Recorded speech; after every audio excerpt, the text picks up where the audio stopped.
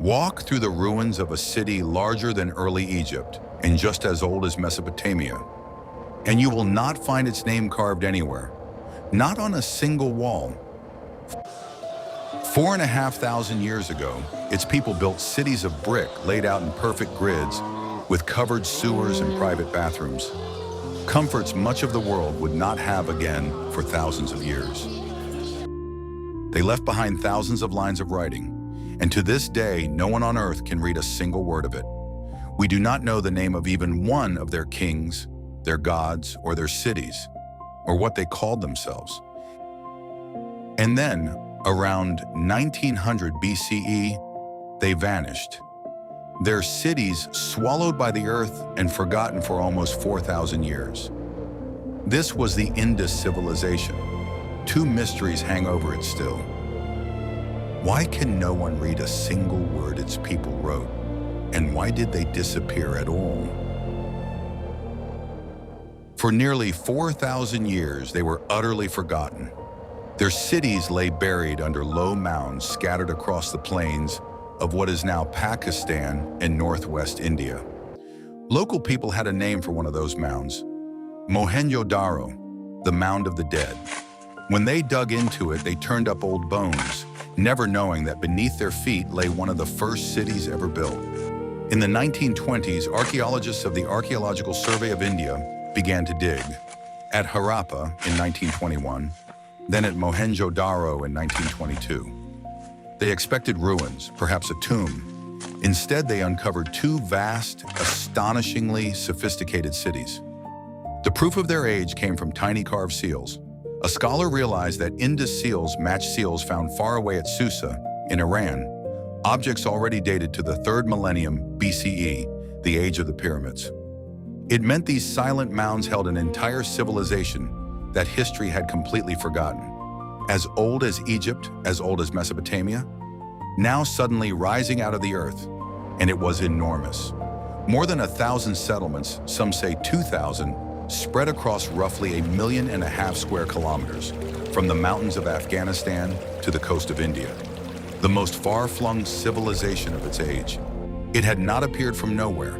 It had grown slowly out of local soil, from farming villages like Mergar, where, 9,000 years ago, people were already growing grain, herding cattle, and weaving some of the world's first cotton.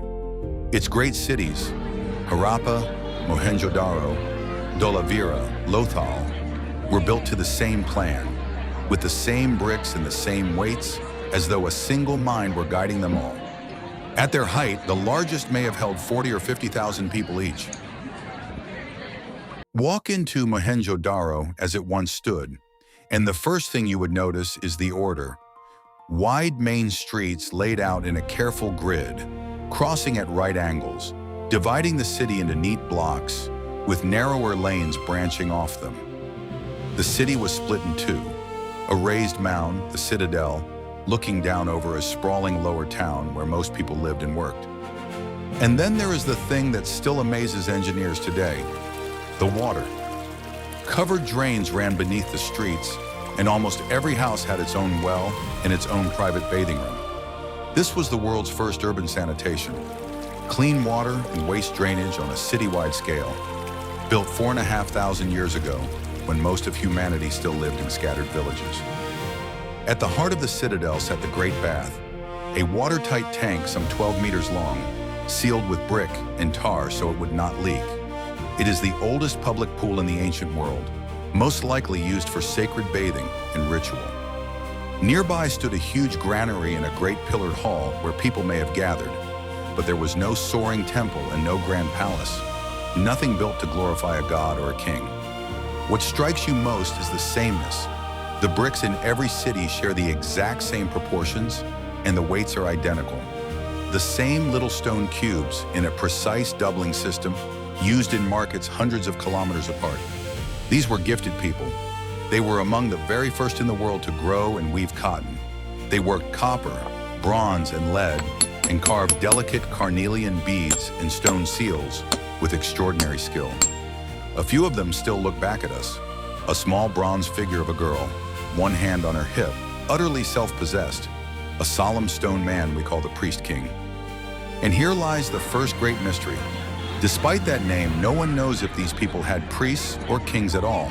No royal graves, no throne rooms, no statues of conquering rulers. Here is the second. Across this whole civilization, archaeologists have found remarkably few weapons, almost no signs of battle, and no city burned by an invading army. For centuries, these people seem to have lived, by and large, in peace, something almost unheard of in the ancient world. They traded across the sea. Their goods reached Mesopotamia, whose clay tablets speak of a distant, wealthy land called Meluha, the Indus. So who ruled this vast, orderly, peaceful world? We cannot say, because of the one thing they left that we still cannot read. They wrote, on thousands of small seals, most carved with a strange single-horned animal like a unicorn, they pressed short rows of signs, just 4 or 5 at a time. And for 150 years, since the first seal was published in 1875, no one has been able to read them. More than 100 attempts have ended in failure.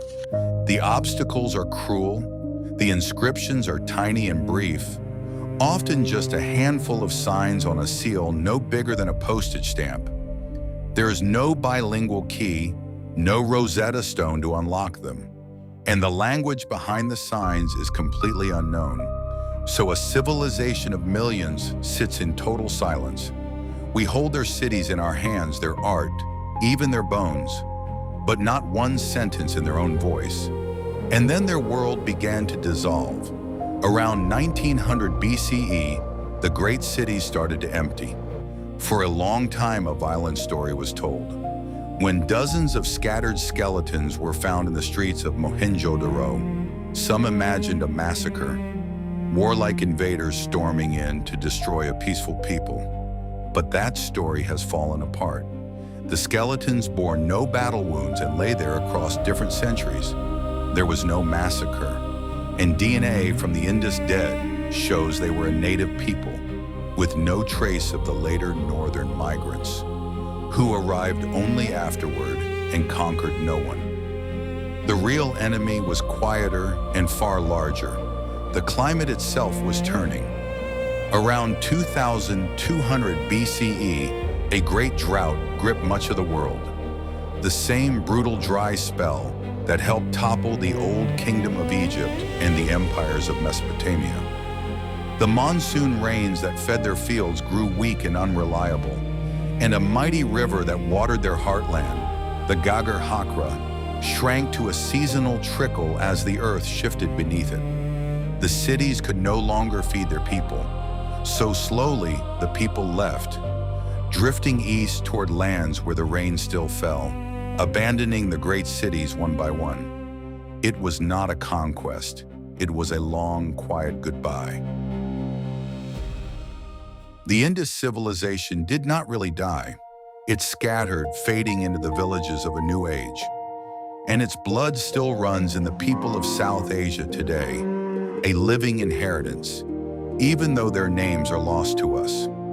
Their writing still keeps its secret. Not a single sign has been read with certainty, but the hunt goes on. In 2025 in southern India, a prize of $1 million was offered to anyone who could finally make these silent seals speak.